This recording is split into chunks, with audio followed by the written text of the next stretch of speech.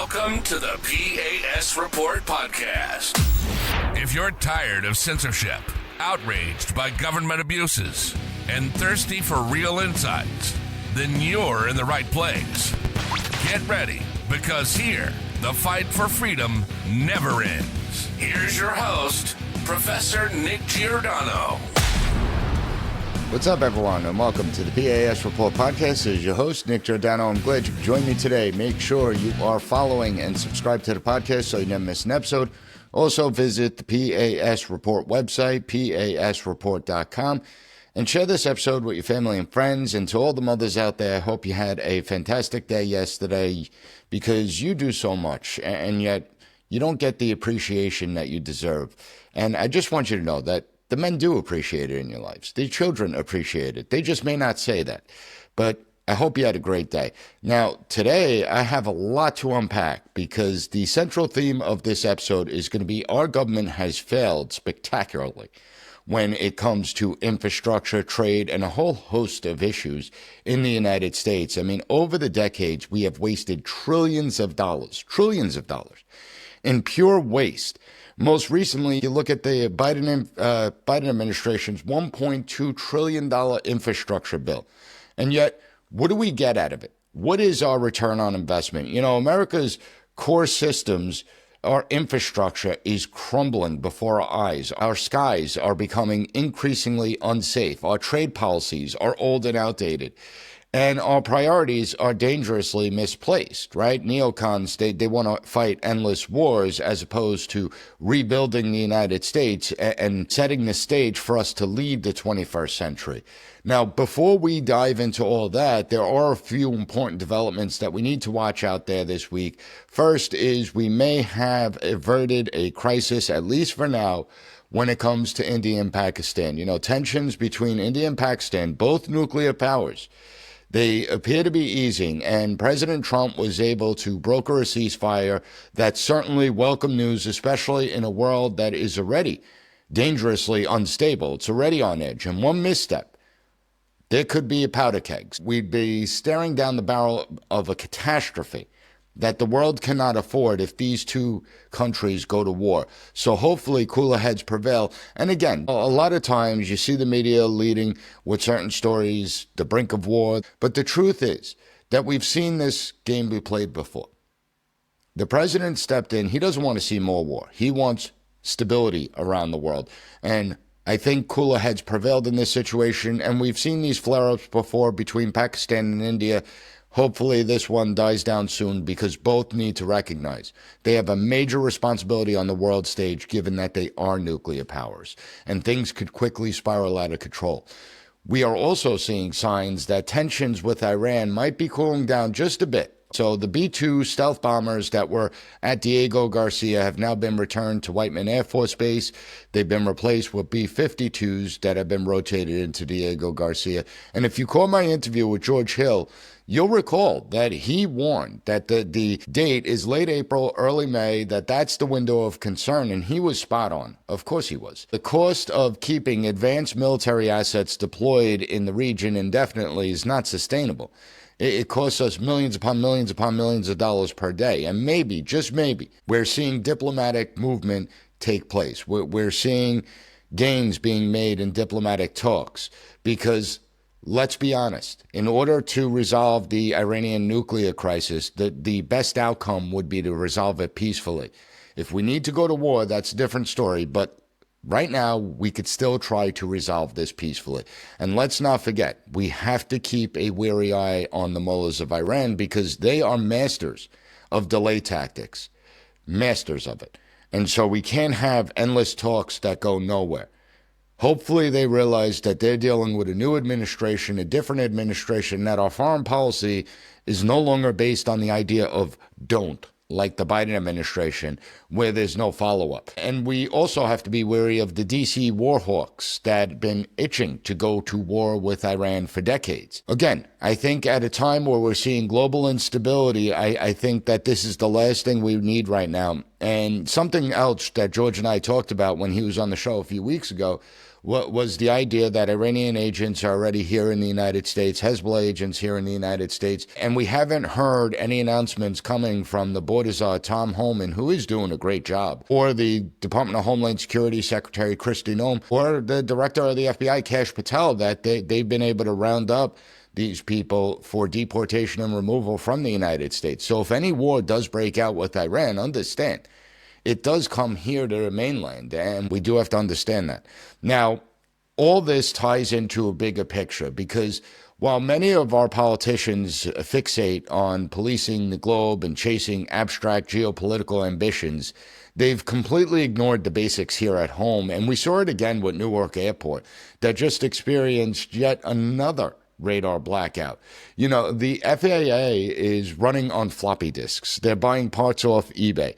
This is what infrastructure failure looks like. We're still operating on technology that is decades old. It's completely ridiculous, and it should be unacceptable to every single American out there, because these government officials, it's the same mindset that they use that have allowed our infrastructure to decay. But it's not just our infrastructure. They've also left our economy vulnerable because we had these lopsided trade agreements. Now, these agreements were made decades ago when our goal was to draw countries into our sphere of influence during the Cold War. And so we gave countries certain advantages to entice them. Rewards diplomacy works to join us. Understand, we gave favorable terms to allies to keep them from moving into the Soviet sphere of influence. But the world has changed. The Soviet Union collapsed in the early 90s. China has become a global power. It's not a developing country anymore. It's time we stop pretending to ourselves that we still live in the 1980s and 1990s. If we want a balanced, fair economic order, we need to work with our allies in a way that benefits all parties. We need trade deals that are going to benefit the United States of America, that are going to help our allies, and at the same time put us on an even competitive playing field with China as they emerge as a global power in the 21st century. And that's what I want to focus on this episode. I want to focus on the failures of previous administrations to recognize the times that we're in, failures of previous administrations who've ignored economic issues, who've ignored rebuilding our infrastructure. That's what we need to look at. I want to shift your attention to something that the media has either ignored or tried to downplay, and that's the newly announced trade agreement between President Trump, British Prime Minister Keir Starmer, and where we see the framework being built out. And the media is sitting there and it's reporting that, well, it's not a comprehensive trade agreement and it's something that isn't really helping the United States and President Trump's a liar. This is the same media that tried to lie to you for years, that they were the ones that actually led the conspiracy to cover up President Biden's cognitive decline. And now we're seeing all these journalists come out there with all these books, all these insiders within the Democratic Party and the administration coming out with these books of how President Biden was in cognitive decline. And they were fully aware of what was going on, but they lied to the American public. This is the same media that just 3 years ago were telling us that John Fetterman, Senator Fetterman, was perfectly healthy despite the severe stroke. He was perfectly healthy to sit in the United States Senate. Now, 3 years later, Senator Fetterman's health has actually dramatically improved. And yet now the media is screaming that he's not fit to serve in the Senate, that his health has declined dramatically. And the knives are out against him because he dares to speak out against the Democratic Party. It's because he speaks in support of Israel, and the far left of the Democrat Party will not have that. And you have the media going along with it. But I want to get back to the trade agreement, because this trade agreement is really important because it marks a significant shift and one that can trigger a domino effect as other nations scramble to secure their own deals. And I understand that there's a lot of conservatives out there, free market people, capitalists, and I consider myself a capitalist, that don't like the idea of tariffs. But there's also a lot of us that feel that these trade deals for the last 20, 30 years were disgraceful. This agreement matters because for decades, the United States has operated under an outdated trade framework, we'll say, and it puts our producers, our workers, at a disadvantage. You have to realize that many of these agreements were made during the Cold War when our strategy was to offer favorable terms in exchange for loyalty, to draw countries into our orbit, our sphere of influence, and away from the Soviets. That may have made sense back then, but the world has changed dramatically, and it's not just about the geopolitics changing. It's also about the way the economy moves that has changed. I mean, think about the technological advances. Less than 20 years ago, we didn't live our lives through apps. Apple released the first iPhone, I think, in 2006. How much has our world dramatically changed since then? How much has commerce changed since then? So we're in a completely different world. And we're finally starting to see a necessary reordering of the global economic system. When we look at the United Kingdom, United States trade deal, here's what this agreement actually brings. Increased market access. And this is something that Americans, even behind the scenes, previous administrations have been pushing for, where American companies are going to have greater access to British consumers. They're going to expand their customer base, and that's going to boost our revenue. We see reduced trade barriers. The tariffs are now going to be lowered. We're going to see streamlined regulations. It's going to be cheaper and more efficient to export American goods to the United Kingdom. We're also going to see American businesses are more likely to invest in the United Kingdom, which is going to support job and economic activity on both sides of the Atlantic. Deals like this give American companies an edge, the edge they need to compete with Chinese state-backed industries on the world stage, where those industries are completely subsidized by the Chinese government.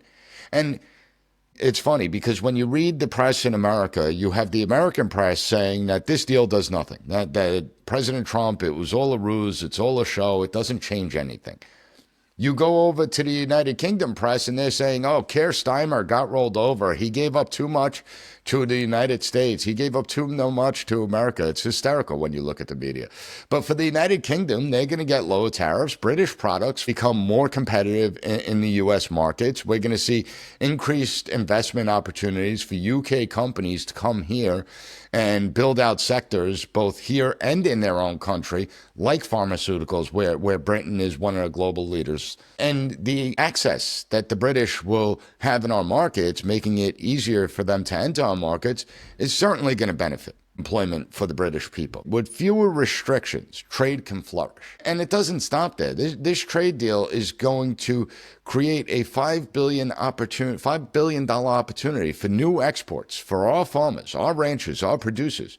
For years, Britain had over 100% tariff on all poultry and meat products, ethanol products. Well, now we could see more than $700 million in ethanol exports just to Britain alone, $250 million in other agricultural products to help our farmers who work hard.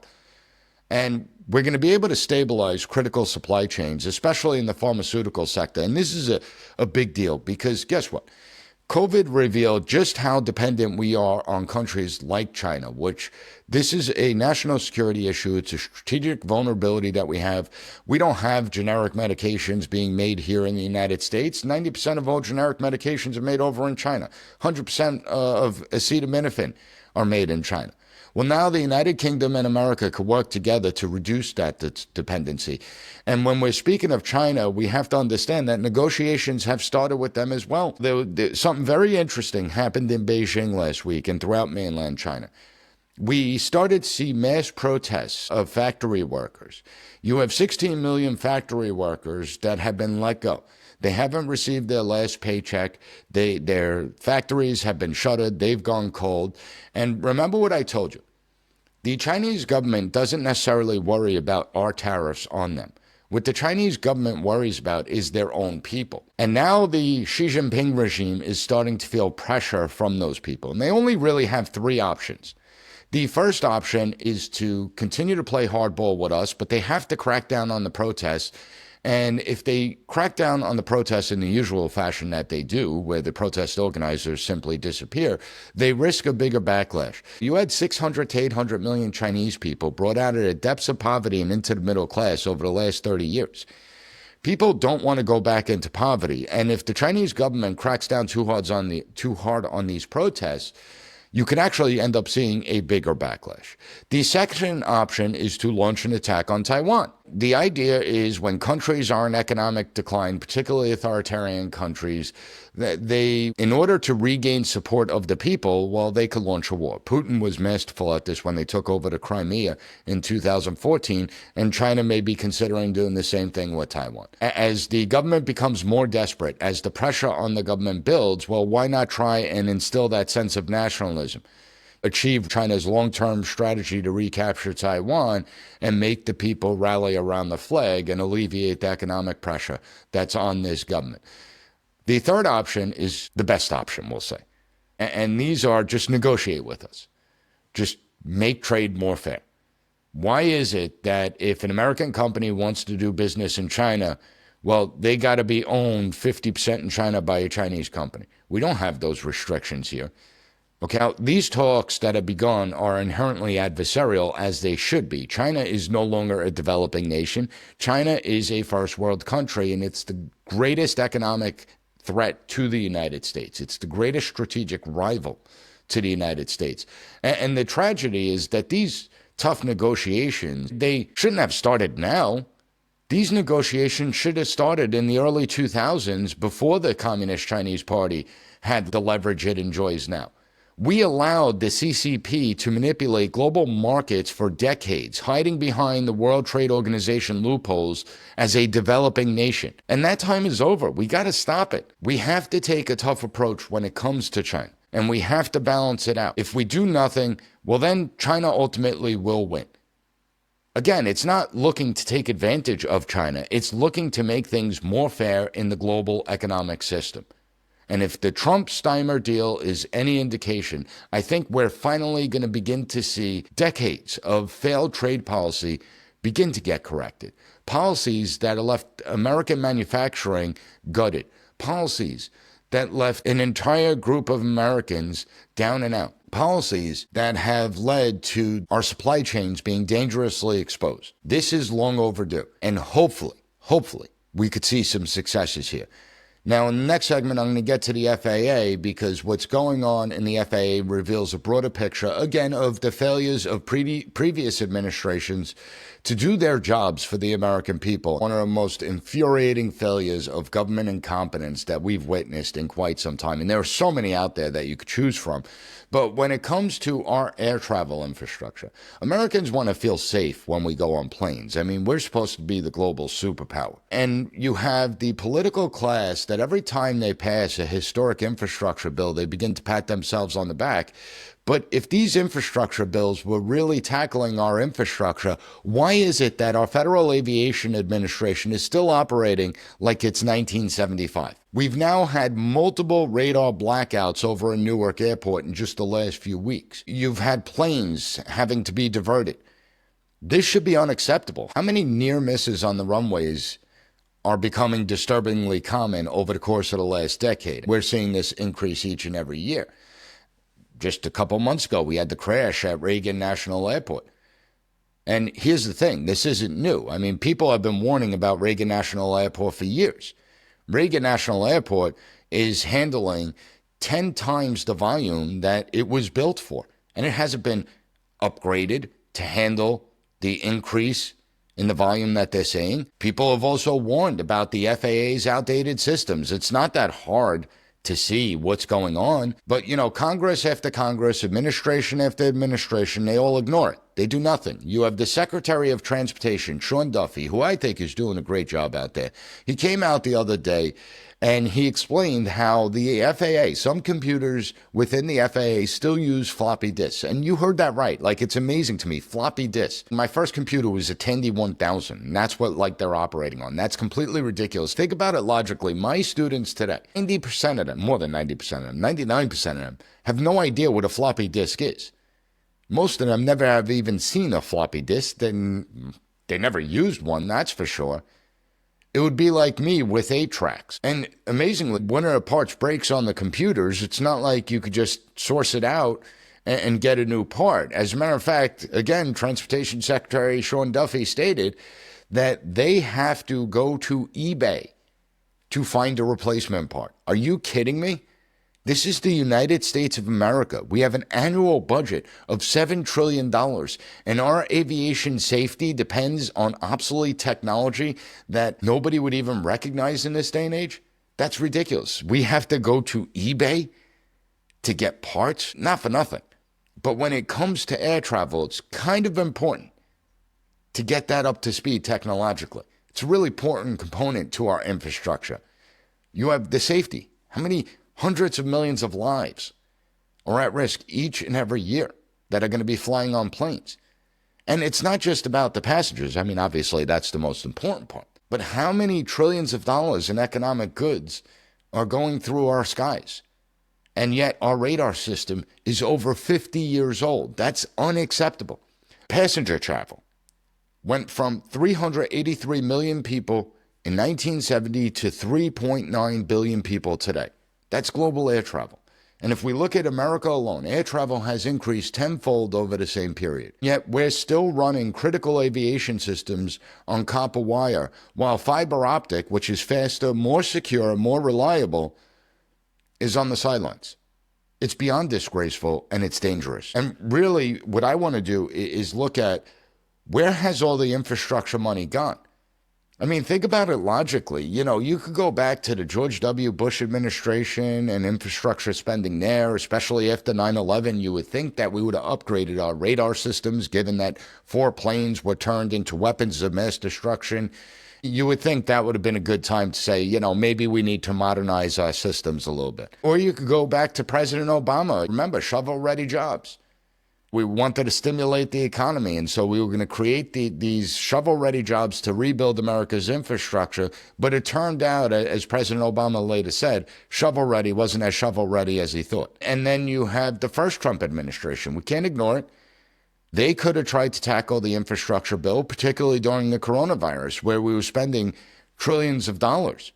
That could have stimulated the economy, put people back to work. And what better time to, redo fiber optic cables when hardly any people are traveling? What better time to make our airports all fiber ready?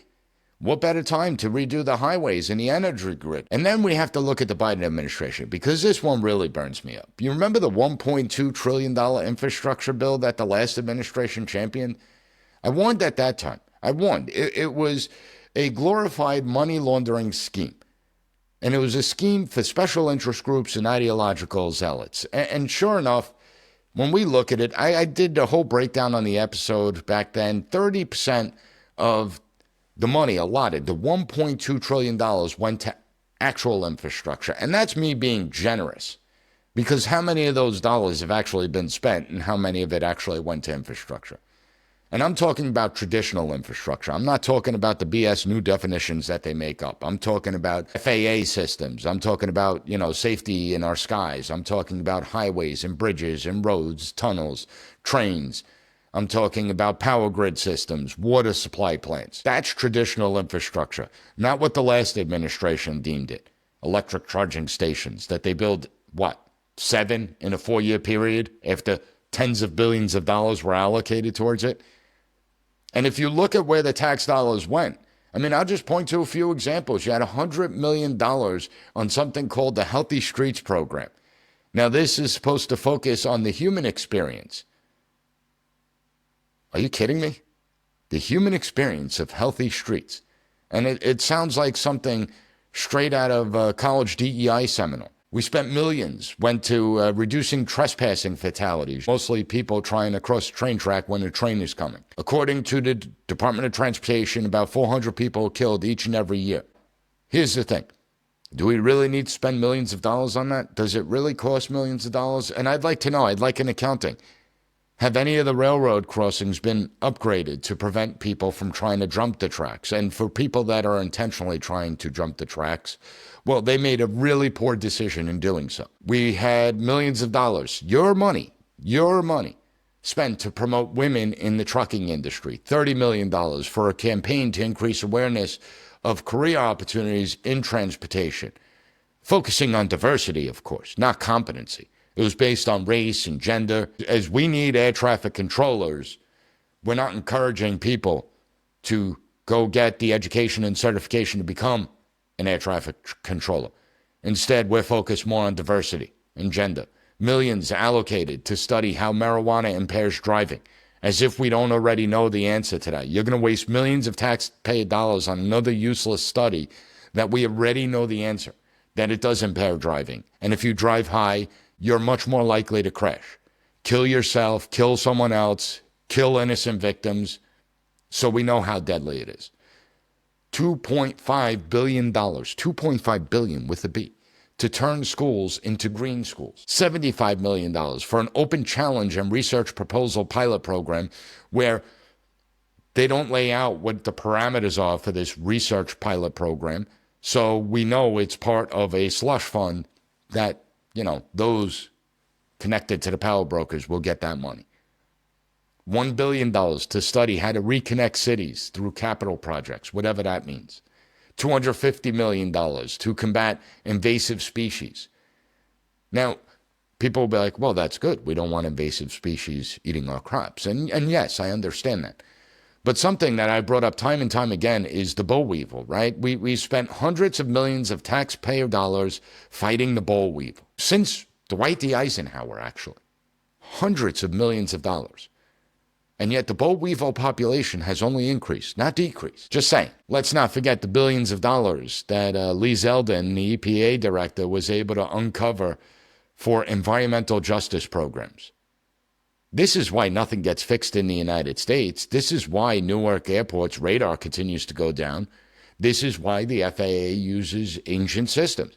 Because the people in charge are more focused on pet projects, they're more focused on ideological fantasies than on actually modernizing the infrastructure that keeps us safe, keeps every American safe. And every member of Congress that supported this bill should be ashamed of themselves. But it's not just about the previous administration. It's not just about Biden. I want to make that clear. We've seen 4 administrations as this technology got more and more outdated since the advent of smartphones and fiber optic cable and all that. And we've seen both Democratic and Republican Congresses, and they all deserve a share of the blame. We see billions of taxpayer dollars wasted each and every year, and these problems have been ignored that now they're metastasizing. Where is the return on an investment? Where?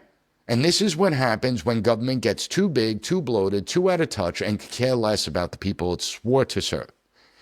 Instead, we're going to build 21st century airports in other parts of the world. It's completely ridiculous and unacceptable. So I want every one of you to think out there of a question I keep on asking, a question every American should be asking themselves. Where is our return on investment? We work hard for our money. We wake up each and every day, we grind it out, and we pay our taxes. And where is our return on investment? Every year, the federal government extracts trillions of dollars from the American people. We have taxes, fees, fines. We continue to go further and further into debt. Our national debt now stands at $36.7 trillion. We're spending $1 billion in interest, and that number is going to continue to go up. And they claim all this spending is necessary. It's all necessary, that it's all for the public good. But what do we actually get in return? We get radar blackouts at major airports. We get computers that run on floppy disks. We get trade deals that hollow out our manufacturing base, trade deals that enrich countries like China. We get to see billions of dollars transferred overseas to build 21st century airports and roads in other countries. We get to build walls to protect the borders of other countries as our own border faced an invasion over the course of the Biden administration. Billions of dollars to build water plants, electrical grid systems, and yet our own infrastructure looks like something that could be out of a Cold War museum exhibit. This is what happens when government gets too big. This is what happens when government is detached from the people it's supposed to serve. And where's the outrage from Congress? Okay, forget the Trump administration, forget the Biden administration. Where's the outrage from Congress? Has anyone heard of any calls of Congress to conduct their job of oversight and look at where the $1.2 trillion money that was allocated for infrastructure spending went? But the bureaucrats and the career politicians, they don't live with the consequences of their failures. We do. You know, they'll fly on private jets, they'll hop on government motorcades, And we're going to sit on tarmacs for hours. They're not going to let us out. We're going to have to worry if wings of planes are going to clip each other as we're taking off for landing. We're going to have to endure endless airport delays. And, God forbid, we don't fix this, because it's only a matter of time before something severe happens, something extraordinarily consequential happens. Every single administration, every single Congress, they make these promises. They make these promises that they're going to usher in a new era, that they're going to solve all the problems. And yet here we are, 50, 60 years later, and we're still debating the same issues. You see smoke screens for special interest groups, constantly, millions of dollars flowing. Consultants, slush funds, green boondoggles that go nowhere. Complete disaster. And all we're asking for is what? We're asking for safe runways, reliable power grids, roads that don't swallow our cars when we're driving on them, because the potholes, they're not potholes. They're like friggin' craters that take up the whole tire. We're asking for trade deals that will benefit the United States.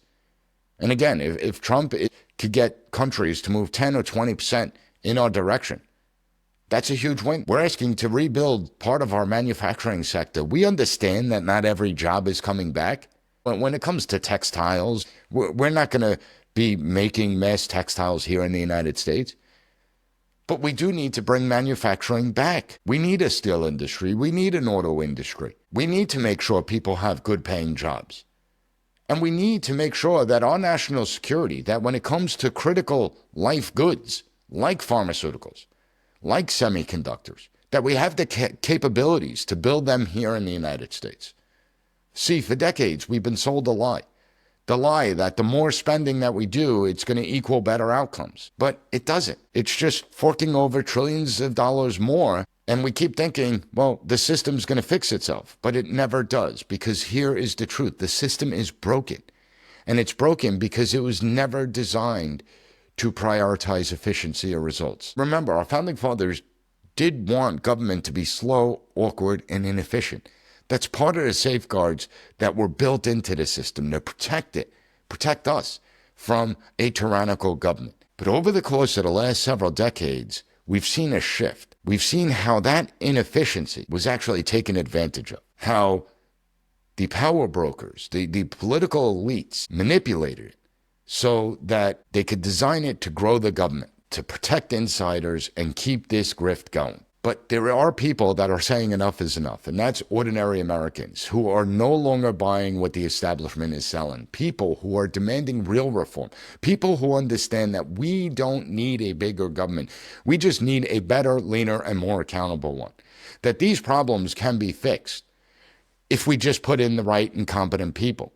And that starts by exposing the fraud, the waste, and the incompetence over the last several years, by calling out the fact that our infrastructure isn't failing because of a lack of funding. There's plenty of money. It's failing because politicians have allowed it to, because politicians have their priorities backwards. And we can't afford to ignore these problems anymore. Our national security, our economy, and our basic quality of life are all at stake. And so, as you go about this week, I encourage you to ask your elected officials, call their offices and ask them a simple question. Where is my return on investment? With all the tax dollars that we're paying, where is the American people's return on investment? Now, I want to thank you for tuning in to the P.A.S. report today. Make sure that you tune in on Wednesday. I got a great interview lined up for you. I'm going to be focusing a lot on the FBI, the Department of Homeland Security, and the abuses of power in government. And then on Thursday, I got a great America's Founding Series episode lined up for you, so you're going to want to make sure you want to tune in for that. If you found the content of this episode informative, share it with your family and friends. Subscribe to this podcast on your favorite podcast platform, and head over to the P.A.S. Report website, PASreport.com. Thank you for joining me, and I'll be back on Wednesday with another great episode of the P.A.S. Report podcast. Thank you for listening to the P.A.S. Report. Don't forget to rate, share, and hit that subscribe button. That way you'll never miss an episode. For more exclusive content and updates, visit us at PASreport.com. And follow Professor Giordano on all social media platforms at P.A.S. Report.